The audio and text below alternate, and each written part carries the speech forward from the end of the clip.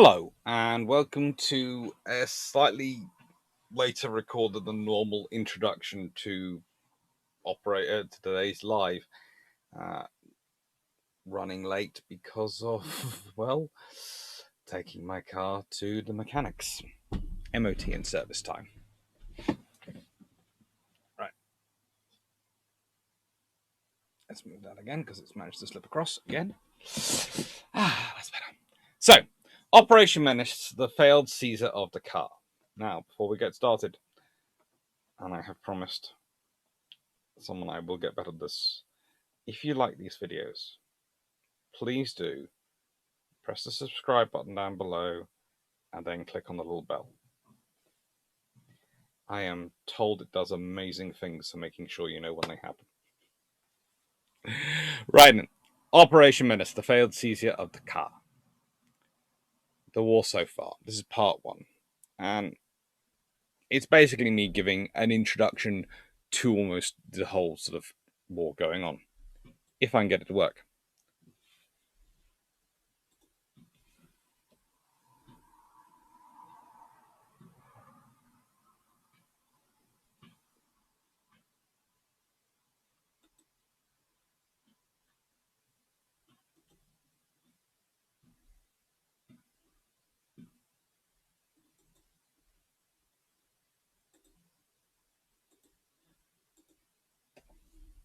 Yay, it works.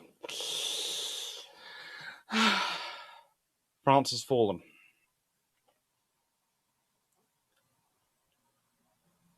That's a problem. Okay. France has fallen as a problem in Europe. We've been over this before.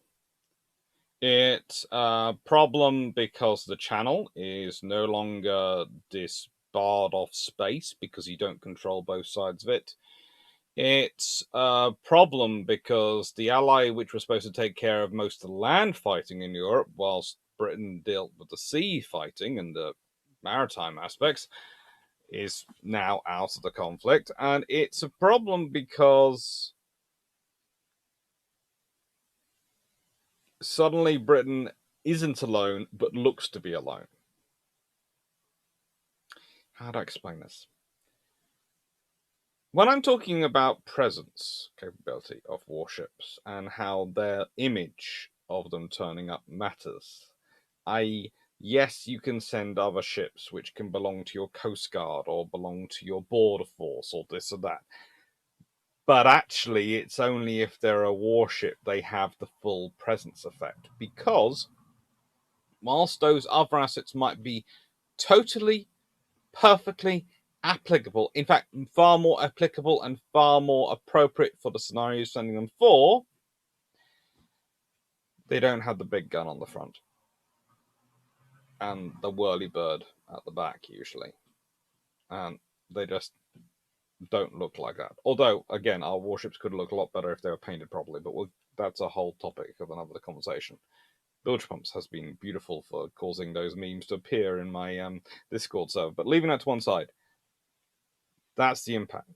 So, yes, Britain is not on its own. I know you get all sorts of politicians and, Lord help me, historians occasionally, saying Britain stands alone against the might of Germany, the might of Italy, and all this sort of scenario. But they don't, because that curiously forgets the entire British Empire and the nascent Commonwealth, the Dominions.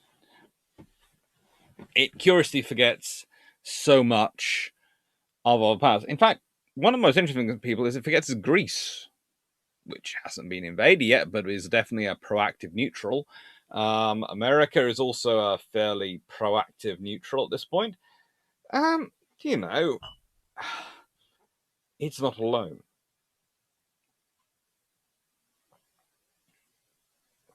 Saying that, though, it is Britain shouldering the lion's share of the burden. And that's the point. I think you can go too far both ways, and people do go both ways. They go, oh, we had all these allies. Yeah, they were lovely, but mostly their penny packets are in the wrong place, or weren't prepared to do the actual graft fighting work at that particular point in time. They had the Free French, though, and they had all sorts of things we'll be getting into. But France falling has a lot more issues than just Europe. France's empire. It's scary to think, yes, the French did have an empire as well. We can expand this a bit and you can see it slightly more. And you'll notice I've put the flight time up here for Dakar, which is in Senegal, to Mers el Kabir in Algeria. And these are two principal naval bases of the French Navy outside of France.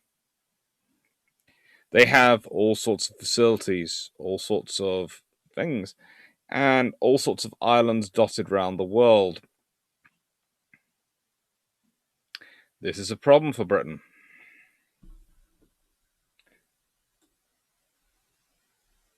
Just as Britain had been expecting the forces in Mers el Kabir to be fighting alongside them, they'd also been expecting the forces in Dakar to be fighting alongside them. Freetown was good. Freetown was fine for Britain, but it wasn't as good, well positioned as Dakar. It didn't have the same facilities as Dakar because Freetown was one of many colonial hubs for Britain. And frankly, Cape Colony was probably a far bigger hub, and they had Gibraltar. So peacetime, you don't need another one between those. That's such a massive hub. Senegal was the center of the French African Atlantic territories and a few other bits and pieces. It was a major capital city in Dakar for them, and it was a major infrastructure hub for their navy then.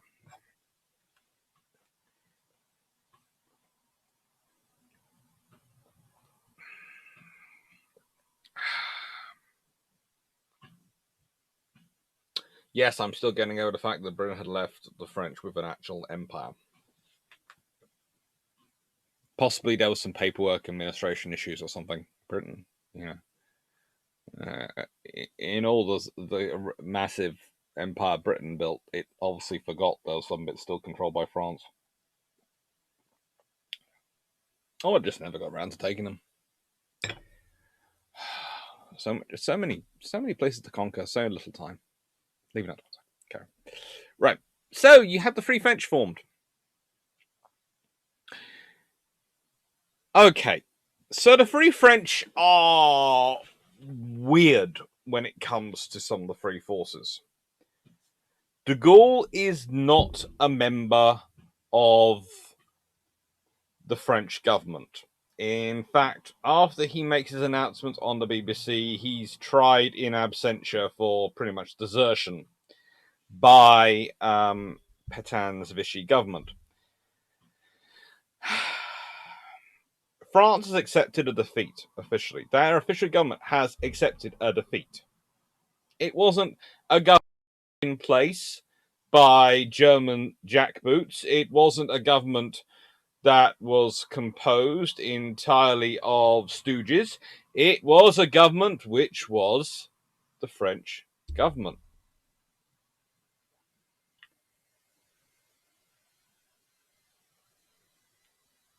So that means there's a problem. Because if it had been the French government which formed the Free French, then all the empire would have probably gone straight with them, as would all the navy based abroad. There would be no problem for Britain. Woohoo, we've got all these extra ships. We don't have France ashore, we still have the Channel to deal with, but this thing. But that doesn't happen. So de Gaulle forms this Free French formation and goes around units which have basically been interned in Britain, hawking the possibility of forming a Free French force. Groups together around about 7,000 to 8,000 troops, split evenly between Britain and Egypt.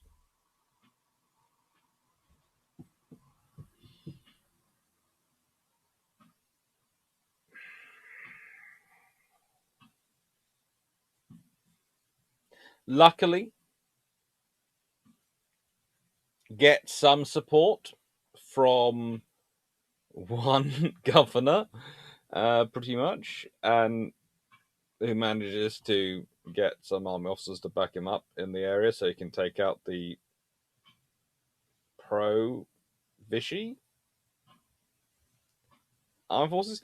It's a complicated time for France because it's one of those things where you have the government has been defeated. The government is in many ways formed of people who are still suffering some terrors from the First World War, if not heavy terrors. And they are defeated mentally far quicker before they are defeated physically. And so this is the scenario they end up in. It's not something they want to be in. It's not the scenario they dream of being in, but it's the scenario they're in.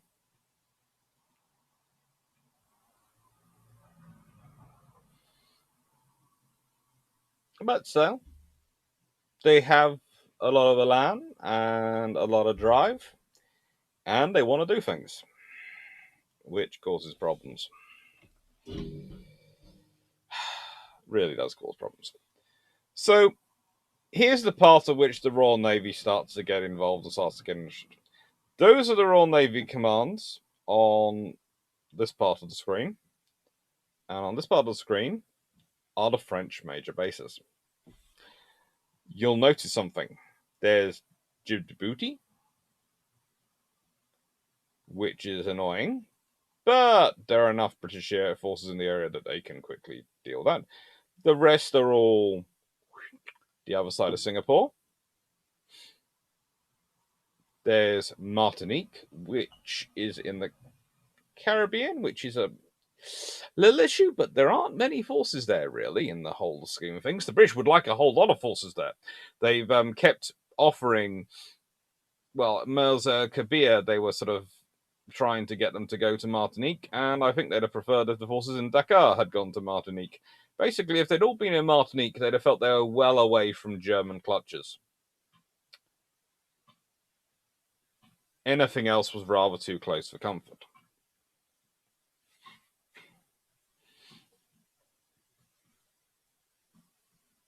Dakar, as you can see, is based slightly further round the rump, as I tend to call it, of North Africa, because it looks like a, yeah, we'll leave that to one side.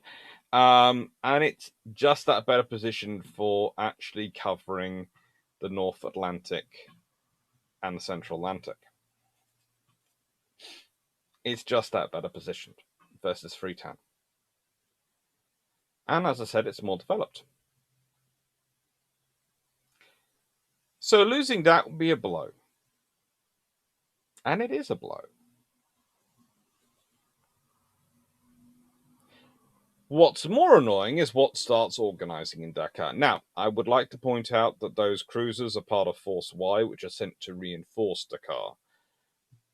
But the Rickaloo is there. Now, here's where there are some issues in some history. Every time I read about the story about the Rickaloo,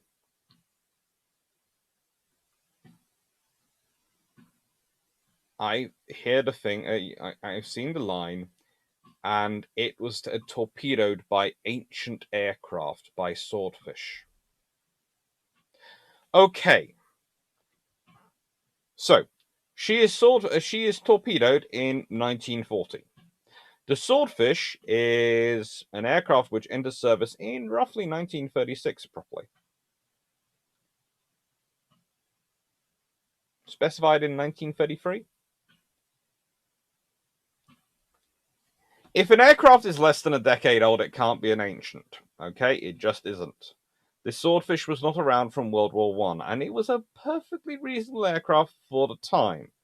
It was due to be phased out for the Albacore when war began, but then you're suddenly growing the fleet air arm, so you're not going to get rid of it that quickly. Then you find out the Albacore's not that reliable, but the Swordfish still is freaking reliable and can carry a torpedo and a heavy load, so you keep it around while you're developing the Albacore's replacement, because the Albacore's not going to replace the Swordfish.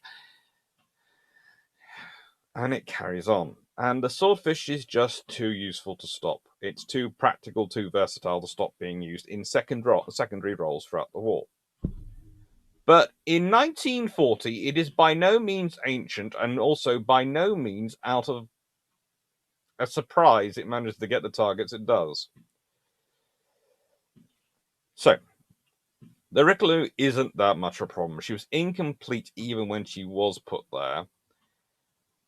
I'm not really sure if you can say that the car had the facilities to make her complete. But after she'd been torpedoed, she was tended to be moved around with tugs until about 1943, when she was taken to America to be refitted. But that's all after the Vichy French are taken out, and Free French get control of the thing. It's one of those classic things, the Free French, Vichy French story. It honestly depends which side of the coin you are, or how you look in history. And thank goodness for de Gaulle that the Allies won, because if they hadn't, he'd have been. Anyway, you also have that lovely cruiser group, which have trouble getting there thanks to HMAS Australia, but we'll get into that in the next one. So, what are the Allied aims by September 1940? To secure the Atlantic, both for convoys to Britain and convoys from Britain to Egypt and Eastern Allies and Empire. That's the trouble. The Atlantic, if you can remember that, we go back to it.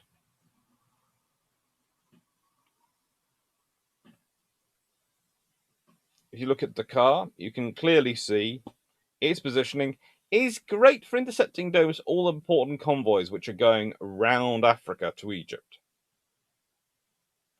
They're putting battleships and cruisers there.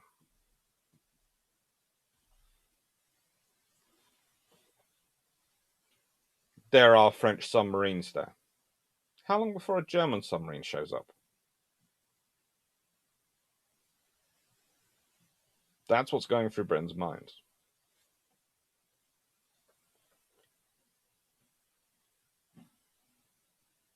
Rebuild, rearm, grow, deter invasion of the UK, and eventually return to free the people and nations that have occupied Europe. Now, I am one of those who looks at Operation Sea Lion and I'm skeptical about its viability, especially compared to when you look what was done for Overlord, for Torch, for all those operations. However,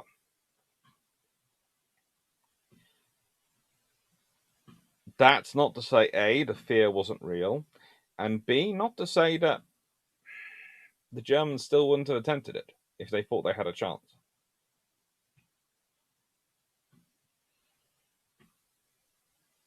Show strength or resolve in order to encourage potential friends and deter potential foes. Necessary.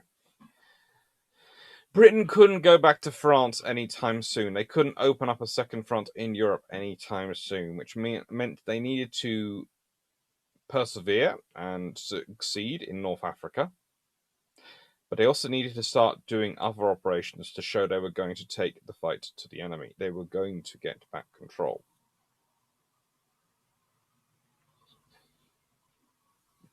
Liberating the French Empire, which was hoped to be weakly defended. The Free French, what do they need? Well, what does de Gaulle want in life? He wants a larger army, starters, but he needs to secure a decent capital. In fact, one of the big problems he's got with trying to get people to his side is he's seen as a British puppet, and that's certainly how the Vichy French keep portraying him. I think Churchill probably wishes he was a British puppet. It would have made things so much easier and so much less stressful for Churchill. They need somewhere economically developed. This is a problem. Okay? At this point in the war, Britain is very much trying to run its economy and keep things going thanks to its wider empire. It can do this because Japan hasn't ended the war, so it can run a fairly normal economic profile in the Far East. And this does affect in some of the plans of how to defend Singapore, because honestly, some of the things would probably have been done if people hadn't been worrying so much about maintaining the economic aspects and the money coming in to keep the war effort going for Europe. and hoping against hope that they were doing enough to deter the Japanese, rather than possibly taking sensible precautions on the assumption that they weren't able to deter the Japanese. Close enough to the action, so preferably no farther than Africa, North Africa, and preferably coming with a lot more personnel equipment to allow them to bring more oomph to the table. Algeria's out. Where's the next largest formation of the French Navy? And where's the French army of the French army? Or at least some potential French army troops.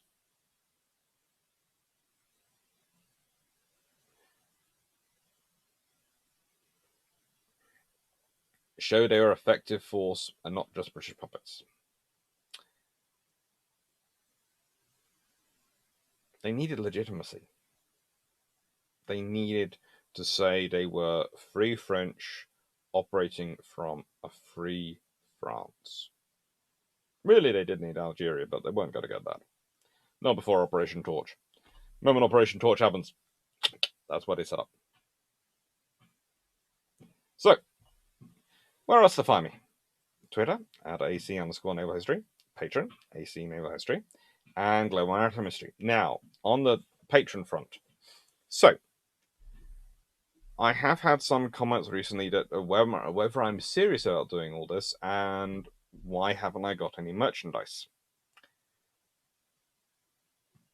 On that subject, I realise I have been rather slow. I have been looking at things and working things out and how to set up merchandise, mainly under Drax tutelage. It's been very helpful on that front, and I'm slowly working on things. The initial things that I have set up are all through Patron. So the various, I think this, if you're a, I had to set up the Patron bands and work it out with Patron, but basically if you're a patron who contributes £3 a month, you get all the voting rights and you're an official patron. That's what it's called. Then I have another level above that. If you are able to and want to contribute more than £10 or more a month, you're a sticker patron because you get a sticker, because that's what Patron does at that level. And then I had an option of at £20 you could get a mug, or at £25 a month people could get a mug and a t-shirt. And honestly, I couldn't see the point of doing one which was at £20 and some people were already being very generous and very kindly donating more than that figure a month, and I felt it only fair, and so I set that up. So I set those up. So basically, if people do want that, that's the initial merchandise has been set up. And right, thank you. The next one will be on the operation itself, but I wanted to go and the personnel involved. So this one's probably going to be a lot quicker than the second one. But the car doesn't come from nowhere. Menace doesn't come from nowhere. What are interesting is the forces which are gathered for it, and a lot of the assumptions which go into it. And some of the people who are portrayed as villains in the story, and I don't consider them really villains. They were in a very complicated scenario, and they went one way. And if they'd gone the other, they probably wouldn't have been treated as a villain. But if the events had gone the other way, they would also, again, not have been treated as a villain. It's